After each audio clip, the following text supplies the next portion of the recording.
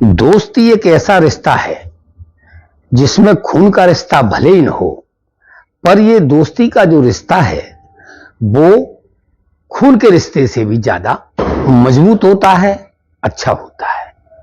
आज की कहानी इसी आधारित पे है। कहानी आज की सच्ची घटना शुरू करने से पहले हम आपसे फिर एक बार रिक्वेस्ट करने चाहेंगे कि आप हमारी क्राइम डायरी चैनल को लाइक और सब्सक्राइब अवश्य कर दीजिएगा।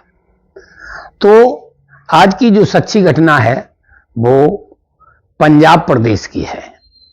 पंजाब स्टेट में एक धार्मिक नगरी जिला पड़ता है, उसका नाम होता है अमृतसर। अमृतसर में जो है एक गांव लगता है, पर नजदीकी गांव है शोरोबग्गा। शोरोबग्गा गांव में जो है एक लड़का जितेंद्र कुमार रहा करता है। जितेंद्र कुमार के पिताजी का नाम दर्शन सिंह हुआ करता है।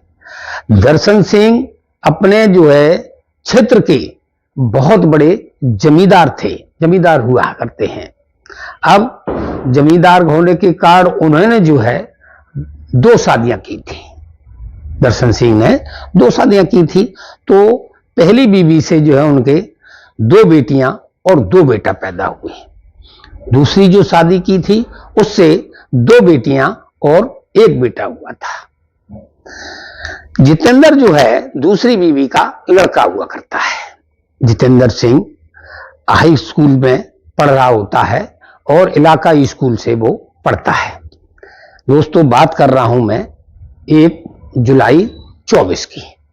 1 जुलाई 24 को शाम को 9 बजे जो है दर्शन सिंह अपने बेटे जितेंद्र सिंह के साथ जो बैठ करके जो है घर पर चर्चा कर रहे होते हैं। समय हुआ करता है 9 बजे। तो 9 बजे रात को जो है उसके जितेंद्र के फोन पर एक कोई फोन आता है। उस फोन को सुन करके जो है जितेंद्र कान से फोन लगा करके बाहर जाने लगता है। तो उनके पिताजी दर्शन सिंह है, उससे बात करते कहते हैं कहां जा रहे हो इस समय?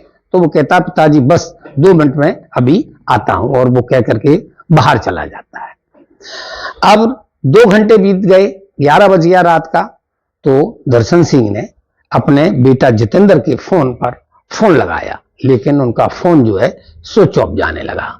जब स्विच ऑफ गया तो पिताजी को चिंता हुई। चिंता होना स्वाभाविक है। तो उसने अपने जो बेटे थे 2 और उनको जगाया, घर से बुलाया कमरों से, और कहा कि चलो दर्शन सिंह, उसका पता नहीं चल रहा है जितेंद्र का। जितेंद्र को लौटना चाहिए था, तो नहीं लौटा है, तो उसको ढूंढने चलते हैं। तो वो गांव में ढूंढने को निकल जाते। जहां उसकी बैठक हो सकती थी, जिस स्थान पर वो बैठता था, उस स्थान पर इन लोगों ने उसे ढूंढा, पर वो उस नहीं मिला। थक हार करके जो है अब वो घर आ जाते हैं। सुबह होने का इंतजार करने लगते हैं। सुबेरा होता है। दर्शन सिंह एक बार पुनः अपने जो है बेटे के फोन पर फिर फोन लगाते हैं। अब की बार भी फोन स्विच ऑफ जाता है। अब दिन का 10 बज जाता है। आखिरकार को दर्शन सिंह अपने इलाकाई थाना जो होता है उसमें थाने में पहुंच जाते हैं। गुमशुदगी की रिपोर्ट दर्ज करा देते हैं। रिपोर्ट दर्ज हो जाती है। अब पुलिस जो है उनको ढूंढना शुरू कर देती है। इधर दर्शन सिंह भी ढूंढते हैं, उधर पुलिस भी ढूंढती है, लेकिन पुलिस उसका जो है कहीं अता पता नहीं मिलता है। तो पुलिस जो है अब अपना उसका जितेंद्र का फोन होता है, उसकी कॉल डिटेल निकालती है। अक्सर होता है कॉल डिटेल चलेगी, सीसीटीवी कैमरे चलते हैं, तो पहले वो कॉल डिटेल निकालती है। उस कॉल जो डिटेल निकालती है उसमें जो लास्ट कॉल जिसने की गई थी उसका नाम जो सिम जो देखी जाती है वो सुखवीर के नाम से निकलती है। सुखवीर सिंह इसी गांव का एक लड़का नौजवान हुआ करता है। उसकी उम्र भी लगभग 22 साल हुआ करती है, और इसी गांव का वो निवासी है, और इनका ही वो दोस्त भी है जितेंद्र का। तो अब जो है पुलिस सुखवीर को पूछताछ के लिए थाने ले जाती है। पूछताछ होती है। पूछताछ में सुखवीर कहता है कि हाँ साहब, फोन भी मैंने किया था, बुलाया भी मैंने था, और वो आए भी थे, लेकिन मेरी कुछ वार्ता होने के बाद वो अपने घर चले गए, मैं अपने घर चले गए। पुलिस उसे जाने देती है।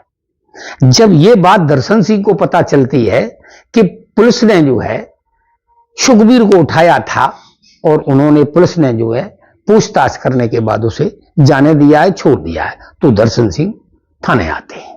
थाने आकर के बाद जो एसएचओ होते हैं उनसे अपनी बात रखते हैं और कहते हैं कि हो न हो इस सुखबीर ने ही मेरे बेटे को गायब किया हो। तो वो कारण पूछते हैं तो दर्शन सिंह कारण बताते हैं कि जो मेरा बेटा जितेंद्र है, जितेंद्र मेरा जो बेटा है, सुखबीर की बहन जो है, जो अंजलि है, उससे मेरे बेटे का लव अफेयर है। मेरा बेटा उससे मोहब्बत करता है। अब जब ये बात दर्शन सिंह बताते हैं तो ये बात पुलिस को भी जच जाती है और तीर जो है अंधेरे में ही मारा जाता है। पुलिस का भी तीर में तुक्का बैठ गया तो बैठ गया, नहीं तो और भी तरीके होते हैं। तो एक विश्वास करके जो है पुनः अब सुखबीर को उठाया जाता है।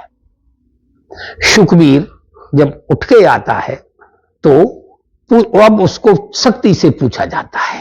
पुलिस अपनी शक्ति दिखाती है तो सुखबीर ज्यादा देर पुलिस के मुकाबला नहीं कर पाता है और वो घुटने के बल आ जाता है।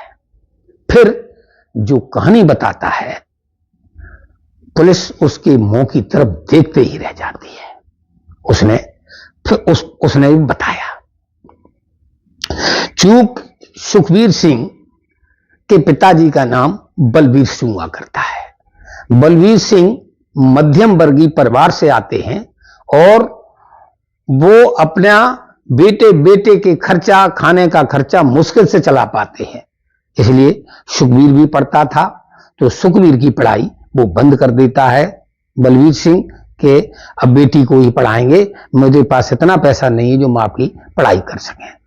तो जो है सुखबीर सिंह बंद हो जाता है। लेकिन सुखबीर सिंह के मन में एक अरमान रह जाता है कि जो मैं ना कर सका, मैं अपनी बहन को जरूर ऐसा कराएंगे और पढ़ाएंगे और उसे उच्च शिक्षा दिलाएंगे। तो जो भी वो कमाता है सुखबीर सिंह, वो अपनी बहन की पढ़ाई पर हंसी खुशी से लुटा देता है। कोई परेशानी नहीं होती है, पढ़ रही होती है। लेकिन जब वो जो है वो सुखबीर की बहन अंजलि है, जवानी की दहलीज पर जब कदम रखती है तो उसका प्रेम प्रसंग जो है जितेंद्र से शुरू हो जाता है। जितेंद्र से प्रेम प्रसंग शुरू ही नहीं होता है, बातें चीतें भी होती हैं, वार्तालाप भी शुरू नहीं होता है। जब उन्हें मौका मिलता है तो वो मेल मिलाप भी कर लिया करते हैं। ये जो है चर्चा थोड़े दिनों तक तो शांत रहती है, कोई जान नहीं पाता है। लेकिन ये कहते हैं ना, इसको मुझको छुपाई नहीं छुपते। तो ये जो है चर्चा, जो प्यार की चर्चा है, वो सुखबीर के कानों तक पहुंच जाती है। सुखबीर को बहुत दुख होता है।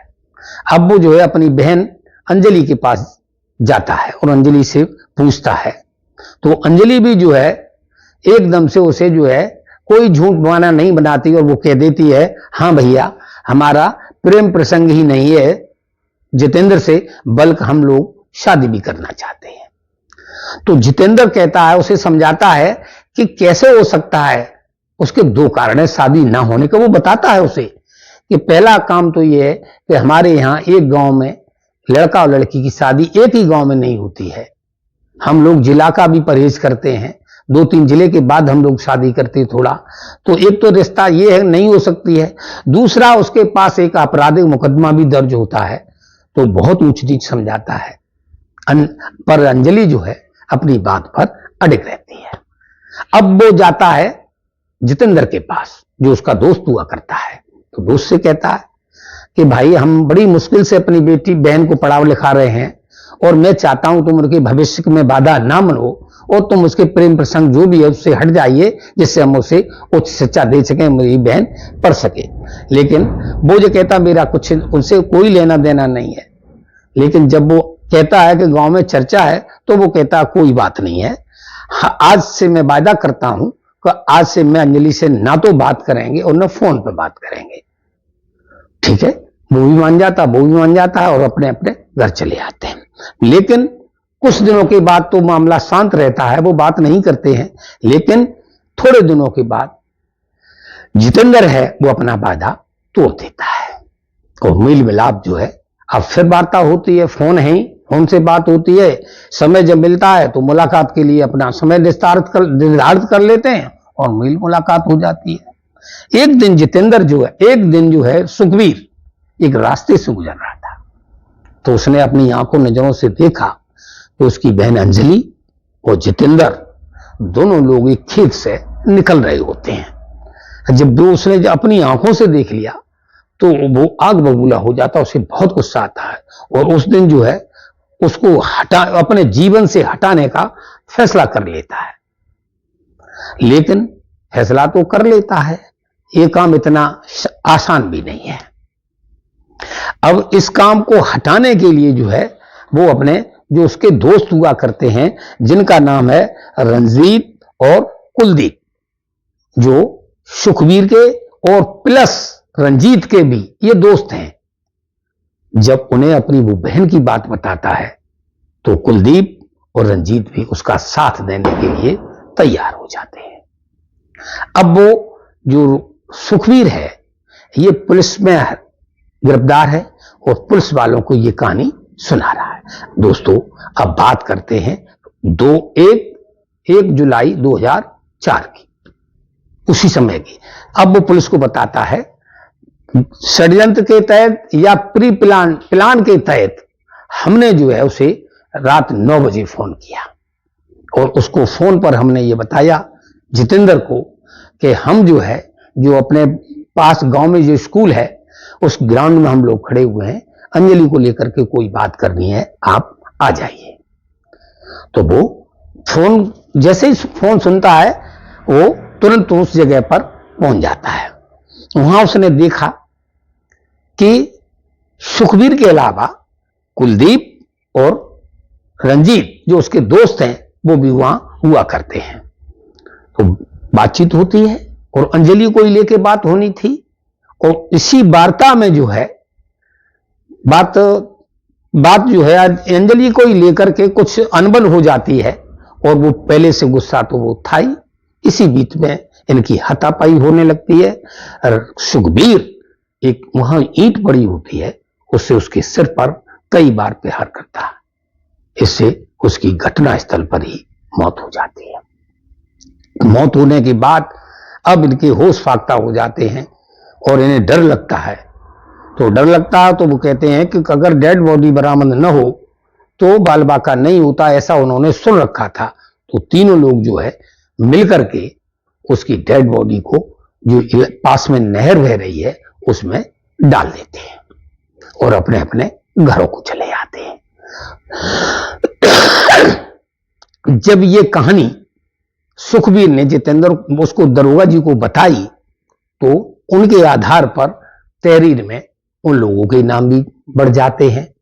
अब पुलिस उन्हें उठाती है, पुलिस उन को भी गिरफ्तार कर लेती है, जिसमें रंजीत और कुलदीप हुआ करते हैं। तो इन तीनों को लेकर के पुलिस उस नहर पे जाती है और लगातार 4-5 दिनों तक उस नहर को खंगालते हैं, कांटे डाले जाते हैं, एनडीएफआरएल की टीम बुलाई जाती है और नावें दौड़ाई जाती हैं, मगर कहीं उसका डेड बॉडी का पता नहीं चला। तो इकबाली जुर्म और ईंट इकबाली जुर्म दोनों को लेकर के जो है इन तीनों लोगों को जेल भेज दिया गया है। दोस्तों प्यार अंधा नहीं बहरा भी होता है।